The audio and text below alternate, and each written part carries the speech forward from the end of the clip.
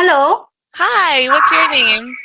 my name is Sahiba and I am from India. Hi, Sahiba. My name is Elizabeth and I'm from the USA. And what do you do? Okay, wow. I'm student. Oh, a student. What are you studying? I'm in 12th grade. So we have only 3 minutes. Yes. I want to ask a question.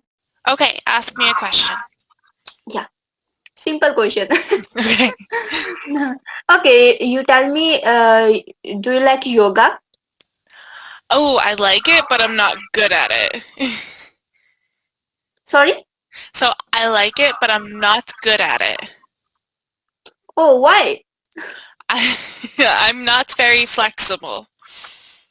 Okay, oh, I want to ask you about yoga. Okay, so what do Yeah, you need what to is know? yoga? Sorry?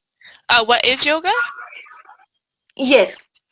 Okay, so yoga is a form of exercise that increases your flexibility and your mobility. Yeah. It's great for honestly relaxing your mind and great for really knowing yourself and controlling your Yeah. breath. Okay. Do you like yoga? I like, but I know about yoga. I don't know about yoga. Really? Okay. Well, Yeah.